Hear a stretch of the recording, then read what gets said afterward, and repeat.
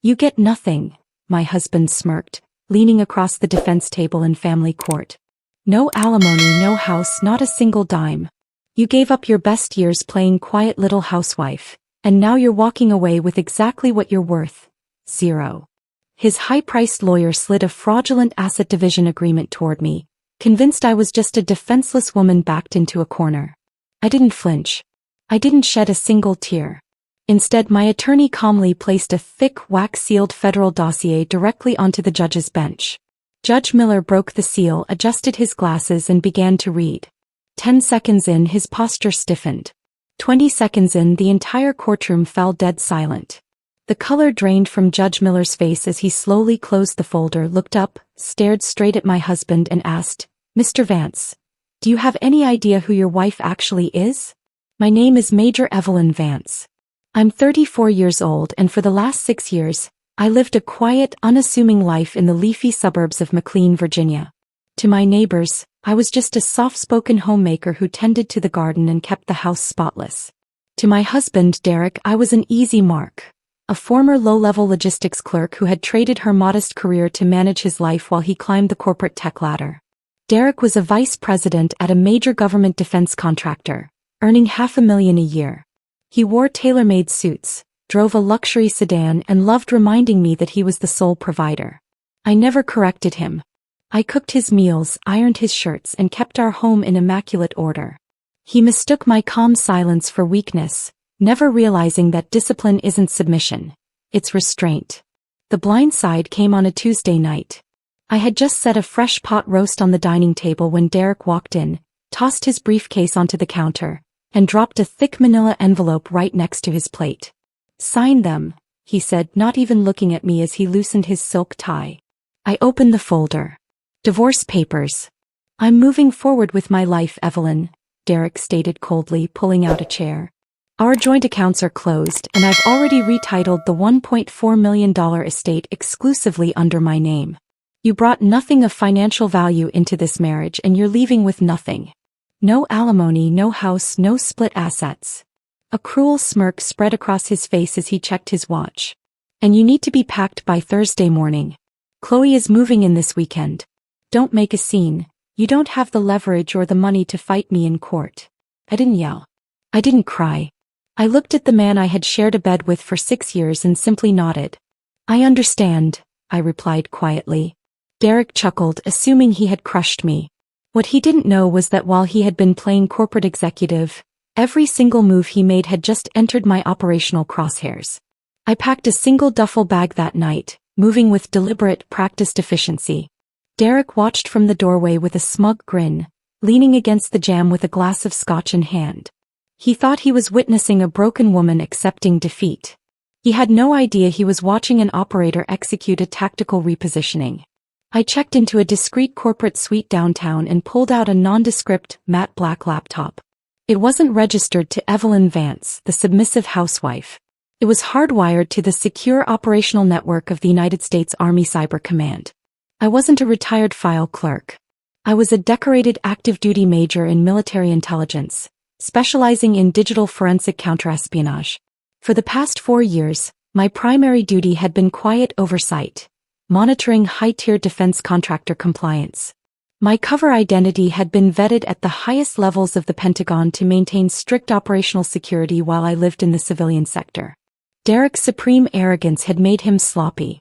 He assumed that because I stayed home I didn't understand technology, finance, or law. What he didn't realize was that our home network was fortified under federal security clearance protocols. Every time he routed corporate files through our home Wi-Fi to avoid his firm's internal firewalls, our secure server mirrored and logged every single byte. Sitting under the glow of the screen, I began dissecting the financial trail he thought he had buried. Derek hadn't just drained our joint savings to starve me out. He had funneled over $2 million into shell companies registered in the Cayman Islands.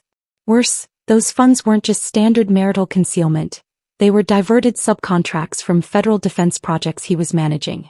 He had manipulated procurement budgets, altered digital signatures, and laundered the kickbacks through our personal equity line to make his wealth look self-made. He thought he was outsmarting a defenseless spouse. In reality, he had just committed federal procurement fraud on a monitored line. I compiled the raw financial ledgers, decrypted transaction logs, and attached my official service verification. I didn't need to argue with Derek. In 72 hours, the law was going to do the talking for me. The Fairfax County family courtroom smelled of polished oak, stale coffee, and arrogance. Derek sat at the petitioner's table in a tailored charcoal suit, adjusting his French cuffs with an exaggerated flick of his wrist. Beside him was Bradley Vance. No relation, just a cutthroat divorce attorney known for bleeding unrepresented spouses dry. When I walked through the double doors, Derek didn't hide his sneer. I wasn't wearing designer labels or crying into a handkerchief. I wore a crisp, tailored navy blazer, my hair pulled into a tight military regulation bun, walking alongside Arthur Pendleton, a soft-spoken federal litigation specialist who rarely stepped foot in civilian domestic court. "Look at her," Derek muttered audibly to his attorney, loud enough for the court clerk to hear. "She brought a public defender to a high-asset hearing. This will be over in 10 minutes.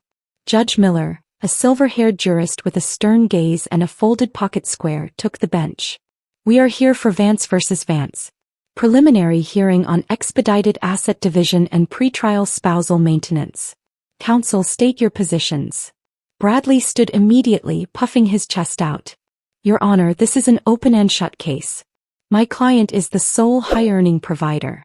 Mrs. Vance has no independent income, negligible career history, and contributed zero capital to the marital estate. We have submitted a standard dissolution filing granting respondent 72 hours to vacate the marital property, waive all claims to my client's corporate equity, and absorb $40,000 in personal revolving liabilities." Derek turned toward me, flashing that familiar mocking grin.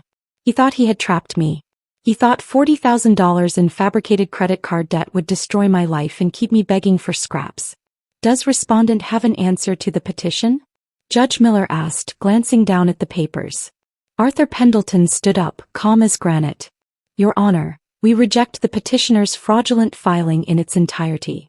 Furthermore, we are formally petitioning this court to bypass standard civil discovery rules under Title 18, Section 798 of the Federal Code." Arthur walked toward the bench, carrying a thick red-stamped manila dossier bearing the gold-embossed seal of the Department of Defense.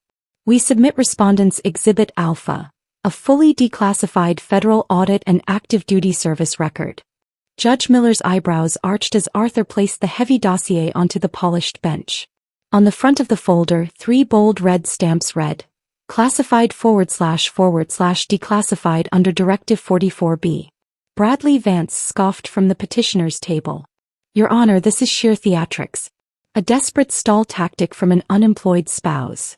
"Sit down, counselor," Judge Miller snapped, his voice dropping an octave. The judge produced a small brass letter opener and broke the Department of Defense wax seal. He opened the folder, revealing my full active-duty military dossier. At the top was a glossy official portrait of me in full Army dress uniform, flanked by the Bronze Star, the Defense Meritorious Service Medal, and the insignia of an active-duty major in Army Cyber Command. Judge Miller stopped. He stared at the first page, his posture locking rigid. For 20 agonizing seconds, the entire courtroom fell dead silent. You could hear the faint ticking of the wall clock and the low hum of the fluorescent lights.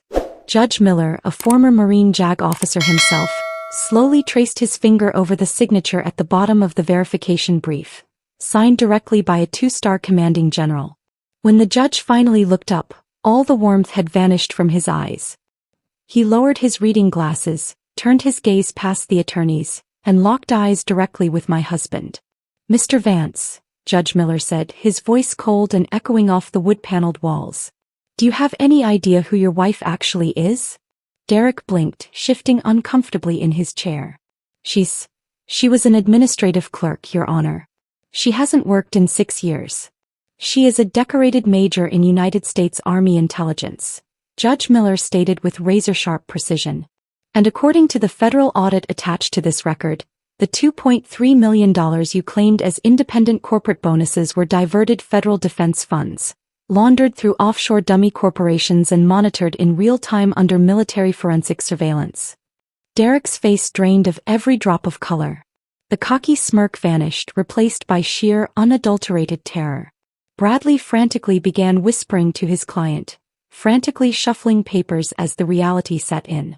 Right on cue, the heavy oak doors at the back of the courtroom swung open. 2 armed federal marshals and an investigator from the Defense Criminal Investigative Service stepped inside, taking positions by the exit. Judge Miller closed the folder with a resounding thud. "This court will not be weaponized to launder stolen military funds, Mr. Vance. And your divorce is the very least of your problems today." Judge Miller wasted no time delivering his ruling. With a single strike of his gavel, he dismissed Derek's fraudulent divorce petition with prejudice. "The court hereby freezes all accounts registered under Mr. Vance's name pending federal criminal disposition," Judge Miller announced firmly. "The marital residence in McLean is awarded solely and exclusively to Major Evelyn Vance. Furthermore, petitioner is ordered to pay $250,000 in immediate restitution for diverted joint assets." Bradley Vance didn't even attempt an objection. He gathered his leather folders, apologized to the bench, and backed away from his client as fast as ethically possible. The 2 federal marshals stepped forward. Metal clicked sharply in the quiet courtroom as handcuffs closed around Derek's wrists. His tailored suit suddenly looked 3 sizes too big on him. The man who had sneered across our dining table 72 hours ago was now shaking, hyperventilating under the harsh fluorescent lights. "Evelyn, please," Derek pleaded, his voice cracking as the marshals escorted him toward the side-holding door. "You have to tell them this is a misunderstanding. We can talk about this. You're my wife." I stood straight, my posture immaculate, hands clasped behind my back. "You called me an obstacle with no leverage, Derek," I said calmly, meeting his panicked eyes. "You forgot that every move in the dark eventually comes to the light." 20 minutes later, I walked down the marble steps of the courthouse into the crisp afternoon air. I wasn't the timid woman Derek thought he had married, nor the broken victim he had tried to leave on the street with nothing. The locks on the McLean house were rekeyed by sunset. His mistress never got the chance to unpack a single box. 3 months later, Derek accepted a 10-year federal plea deal for procurement fraud and money laundering. As for me, I returned to duty at Fort Meade, wearing my uniform with the pride and honor I had earned long before I ever met him. He wanted to take everything from me, but in the end he only stripped away the lie.